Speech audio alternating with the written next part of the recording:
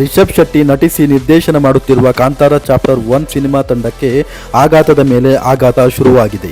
Kantara chapter 1 cinema ತಂಡ ಕೊನೆ ಹಂತದ ಚಿತ್ರೀಕರಣ ಮಾಡುವ ವೇಳೆ ಮೇಲಿಂದ ಮೇಲೆ ಸಂಕಷ್ಟಗಳು ಎದುರಾಗುತ್ತಿದೆ. ಸಿನಿಮಾದ 3 ಸಹ ಕಲಾವಿದರ ಸಾವು ಮಾಸುವ ಮುನ್ನವೇ ಮತ್ತೊಂದು ಆಘಾತ ಚಿತ್ರತಂಡಕ್ಕೆ ಎದುರಾಗಿದೆ. ಕೂದಲೆಳೆ ಅಂತರದಲ್ಲೇ ಭಾರೀ ಅನಾಹುತವೊಂದು ತಪ್ಪಿದ್ದು 30 ಜನರು ಪ್ರಾಣಾಪಾಯದಿಂದ ಬಚಾವಾಗಿದ್ದಾರೆ.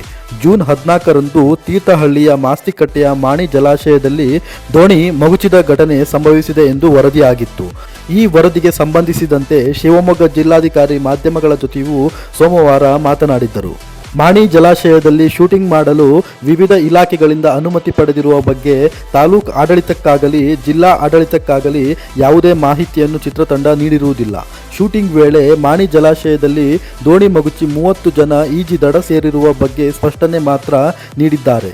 ಈ ಬಗ್ಗೆ ಮಾನ್ಯ ಜಿಲ್ಲಾಧಿಕಾರಿ ಅವರು ಈ ಬಗ್ಗೆ ವರದಿಯನ್ನು ಕೇಳಿದ್ದು ರಾಜಸ್ವ ನಿರೀಕ್ಷಕರು ನಗರ ಹೋಬಳಿ ಅವರು ನಿಮ್ಮ ಸಂಸ್ಥೆಯ ಮ್ಯಾನೇಜರ್ ಅವರಿಗೆ ದೂರವಾಣಿ ಮೂಲಕ ಸಂಪರ್ಕಿಸಿ ಅನುಮತಿ ಪತ್ರಗಳನ್ನು ಹಾಜರುಪಡಿಸುವಂತೆ ಹೇಳಿದ್ದರು. ಇದಕ್ಕೆ ಯಾವುದೇ ಸ್ಪಂದನೆ ಸಿಕ್ಕಿರುವುದಿಲ್ಲ ಎಂದು ಪತ್ರದಲ್ಲಿ ಉಲ್ಲೇಖಿಸಲಾಗಿದೆ.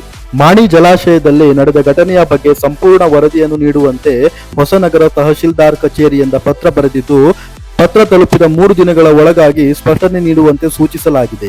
ಇಲ್ಲವಾದಲ್ಲಿ ನಂತರದ ಶೂಟಿಂಗ್ಗೆ ನೀಡಿರುವ ಅನುಮತಿಯನ್ನು ರದ್ದುಗೊಳಿಸಿ ಚಿತ್ರೀಕರಣಕ್ಕೆ ಅವಕಾಶ ಮಾಡಿಕೊಡುವುದಿಲ್ಲ ಎಂದು ತಹಶೀಲ್ದಾರ್ ಕಚೇರಿಯಿಂದ ಕಾಂತಾರ ಚಿತ್ರತಂಡಕ್ಕೆ ಖಡಕ್ ಪತ್ರವೊಂದು ರವಾನೆಯಾಗಿದೆ. ಇದೀಗ ತಹಶೀಲ್ದಾರ್ ನೋಟಿಸ್ಗೆ ಉತ್ತರ ಕೊಡುವ ಅನಿವಾರ್ಯತೆ ಚಿತ್ರತಂಡಕ್ಕೆ ಎದುರಾಗಿದೆ.